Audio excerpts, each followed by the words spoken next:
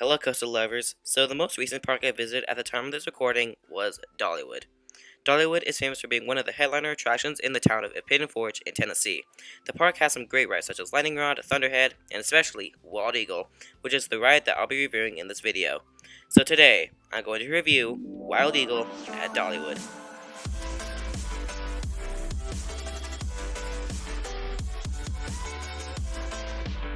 Welcome to King's Coasters. If you are brand new to the channel and have a wrong addiction with thrill rides, this channel is a good place for you, and consider to subscribe to help this channel out. And I have some good news for you coastal lovers. There will be no disclaimers in this video. So let's begin this review right away with the history of Wild Eagle. If you don't know what Wild Eagle is, you'll find out what it is. So let's get started. Wild Eagle is a winged roller coaster, which means the seats are on the sides of the track like a bird taking flight if you didn't know. And it's located at Dollywood in Pigeon Forge in Tennessee. Wild Eagle opened to the public on March 24th, 2012, and is Dollywood's most popular coaster by far. It's located on a hill and it features 4 inversions. And speaking of inversions, that'll lead us into the stats. So the max height of the ride is 210 feet, or 64 meters tall, and the ride drop is 135 feet, or 41 meters tall. And why the drop is significantly shorter than the height is that the roller coaster is placed on a hill. But back to the stats. The Eagle has a top speed of 61 miles per hour, or 98 kilometers per hour, and has a length of 3,127 feet, or 953 meters of track, and it pulls the force of 4 Gs. But that's all the stats that this ride has, so that'll lead us into the presentation of Wild Eagle. So, while you're walking up to the Eagle, it looks bigger than 200 feet, and you have the ride logo right next to the lift hill. Then you begin to enter the queue. You see some posters like, "Fly above the horizon, and never look back." Then it could be a walk-on, or it can take a bit to get your ride. It depends on the day you're visiting. For me, it was a station wait. Then the gates open up, and you put on your vest, and it doesn't crush you like Banshee. Then you get dispatched, and that will lead us into the ride experience. So you turn left right out of the station, and ascend the 200-foot lift hill. Then you crest the top, and just pause right here. You see that view? That's a good view right there. Then you plunge 135 feet down. It feels like a B&M Hyper, like Diamondback at Kings Island. Then you go into a big loop. Then you bank to the left, and it takes a photo ride at the bottom. Then you traverse into a slow zero-G roll. It's very graceful and floaty. Then you roll into a big Immelman. It doesn't do a lot. After that, you go to a slow corkscrew to the left. Then you surprisingly get a pop of airtime while transitioning into a left helix, and then a right helix, and that's your ride experience. Now let's move on to what I think of the layout.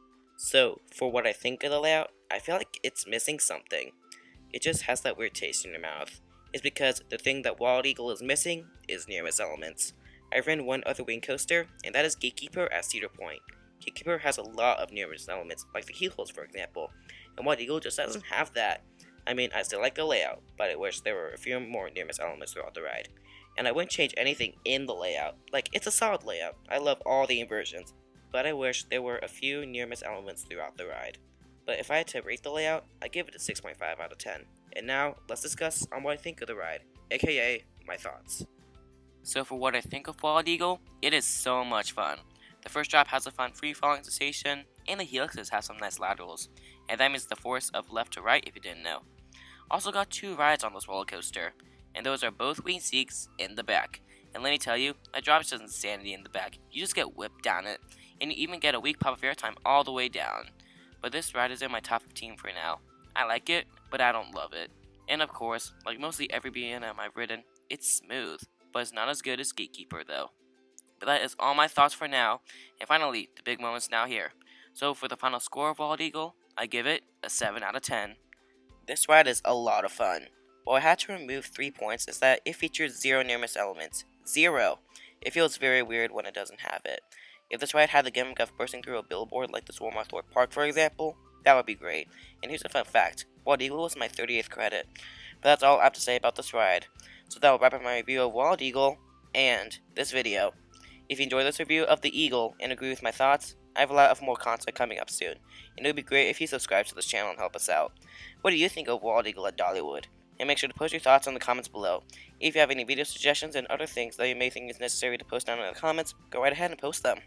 And before the best part of the video, I apologize if this review of the Eagle was shorter than you expected. I always try my best to keep my videos as long as possible. And now it's time for the bloopers, so make sure to get your laughing gas ready.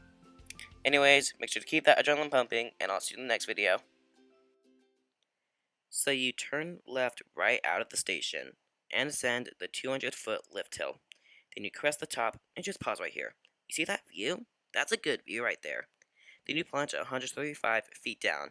It feels like a B&M hypercoaster like Diamondback at Kings Island. Then you go into a big loop. Then you bank to the left and it takes your photo right at the bottom. Then you traverse into a slow zero-G roll. It's very graceful and floaty. Then you roll into a big element. It doesn't do a lot. After that, you go into a slow corkscrew to the left. Then you surprisingly get a tiny pop of airtime while transforming into a... Wait. So for what I think of the layout, I feel like it's just missing something. It just has that weird taste in your mouth. It's because the thing that Walt Eagle is missing is near-miss elements. I've ridden one other wing coaster, and that is Gatekeeper at Cedar Point. Gatekeeper has a lot of near-miss elements, like the keyholes, for example, and Walt Eagle just doesn't have that. I mean, I still like the layout, but I wish there were more near-miss elements throughout the ride. I wouldn't change anything in the layout. It's a solid layout. I love all the inversions. And the other inversions... Wait. So, for what I think of the layout, I feel like it's missing something. It just has that weird taste in your mouth. It's because the thing that Wild Eagle is missing is near-miss elements. I've ridden one other wing coaster, and that is Gatekeeper at Cedar Point. Gatekeeper has a lot of near-miss elements, like the keyholes, for example, and Wild Eagle just doesn't have that. I mean, I still like the layout, but I wish there were a few more near-miss elements throughout the ride. And I wouldn't change anything in the layout. Like, it's a solid layout. I love all the inversions, but I wish there were more few. But I wish there were a few near-miss elements throughout the ride. But if I had to rate the layout, I'd give it a 6.5 out of 10. And now, let's discuss on what I think of the ride, aka my thoughts. So for what I think of Wild Eagle, it's so much fun. But it's not as good as Gatekeeper, though. The first drop has a fun free-falling sensation, and the helixes have some nice laterals, and that means the force to left of